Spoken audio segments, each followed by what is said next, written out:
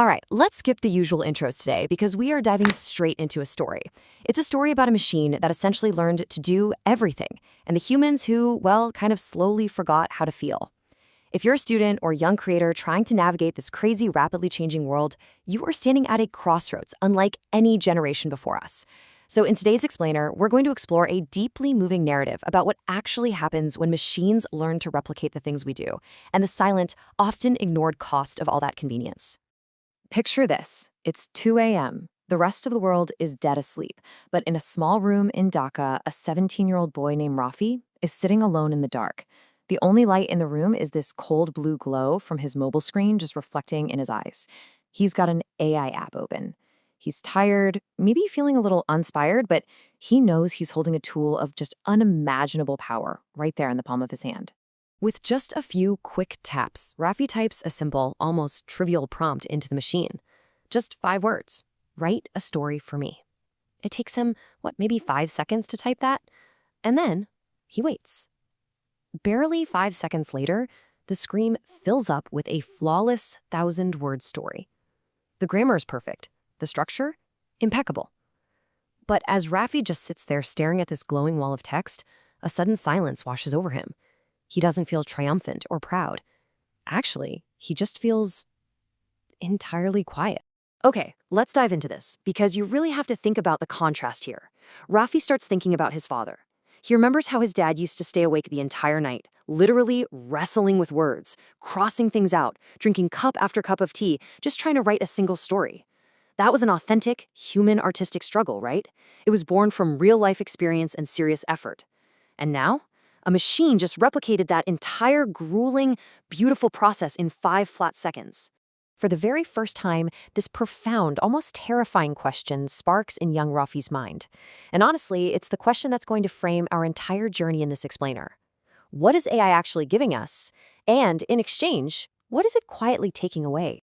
To really understand what's being lost here, we kind of have to look back at history. Once upon a time, evenings in the villages of Bangladesh, or those old winding alleys of Kolkata, meant something totally different. Power outage or not, people sought together. Grandparents shared the magical folklore of Tucker Marjuli. Mothers sang lullabies that had been passed down for generations. Down at the local tea stalls, you'd hear these massive heated arguments about history, animated stories about the Liberation War, whispered ghost stories. People created narratives for other people, and it built incredibly deep community bonds. But look at our modern evenings.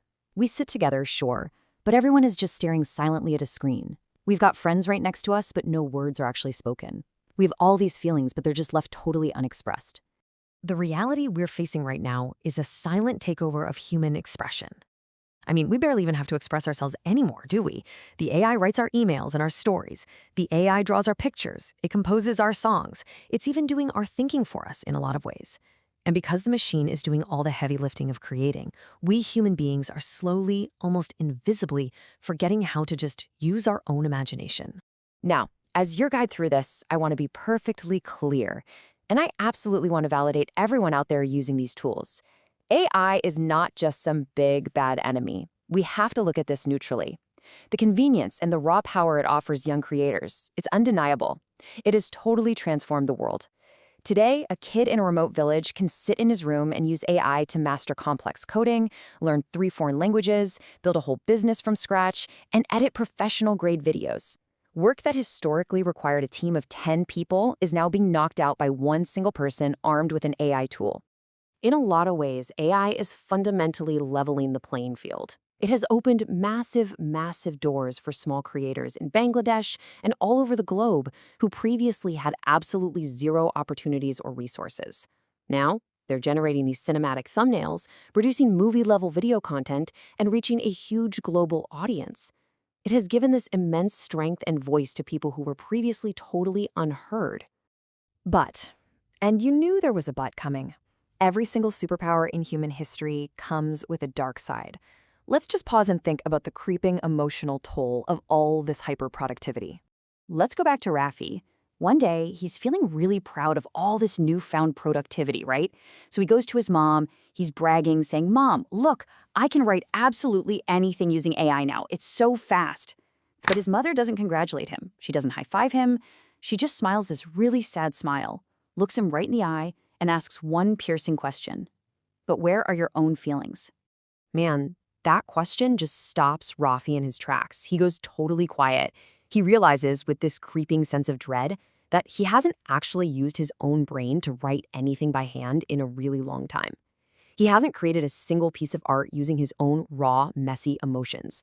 Sure, AI has made him incredibly fast. It's made him highly productive. But he's slowly losing the inner human. And guys, this is the greatest fear of our modern era. We are becoming so much smarter and so much faster, but are we failing to actually feel? If you are a student listening to this explainer, I urge you to think about this every single day. Reclaiming your authentic voice means occasionally just putting the screen down, picking up a physical pen, and writing out your own raw thoughts. Start with really simple daily prompts. Ask yourself, what is a small detail I noticed today? Or what is a fear I haven't shared with anyone? Or even, what does my current frustration literally feel like physically? It is absolutely crucial to reclaim that inner voice. Because here's the thing, the absolute greatest strength of Bengali culture, and honestly of human culture everywhere, has always been raw human emotion. It's the lifeblood of our poetry, it's the rhythm in our songs, it is the very soul of our ada. You know, those long, winding conversations with friends that just stretch late into the night? It lives in our stories, and, most importantly, in the unique, irreplaceable texture of the human voice. And this brilliantly illustrates what's at stake. Think of the historical legends. When the great poet Qazi Nazrul Islam wrote, his words were filled with literal fire and rebellion. You felt it. When Rabindranath Tagore composed his songs, you could feel the deep, transcendent soul of a human being reaching right out to you. Now contrast that authentic fire and soul with the completely sterile, mechanical reality of simply becoming a prompt writer. Just feeding instructions to a machine is not the same thing as pulling art from your own lived experiences. So I really want you to imagine something for a second. Imagine a world where every single song is composed by an algorithm, where every story is generated by a language model, where every painting is rendered by a computer. If machines do all the creating for us, where does the human soul actually go? Do we remain true creators, or do we just become operators, blindly pushing buttons on a really shiny machine? Which brings us right back to where we started, late at night, that dark room in Dhaka. Rafi opens the AI app once again. The cursor just blinks at him, and the screen coldly asks that familiar question. What do you want me to create? This time, Rafi sits in silence for a really long time. He thinks about his father's late-night struggles. He thinks about his mother's haunting question. And then he types an impossible prompt into the machine. He writes, "Give me back a feeling." He hits enter, and for the very first time, the machine gives him absolutely nothing. His prompt is met only with absolute, hollow silence. The machine is silent because there are things it simply cannot process, no matter how advanced it gets. The most powerful force on Earth isn't technology, guys, it's emotional depth. AI can assist us, for sure, but it can never, ever replace the uniquely human experiences of love, of paralyzing fear, of those wild, irrational dreams, of deep, aching pain. It cannot replace the human soul. These are the things that make your personal perspective completely irreplaceable. And that leads us to the ultimate question that's going to define the future of mankind. Will we use AI as a tool to enhance our lives, or will we let AI use us, slowly stripping away our need to feel, to think, and to create for ourselves? Please, do not let a machine do your feeling for you. In fact, I challenge you, as a student, as a creator, to try 3 daily screen-free exercises starting today.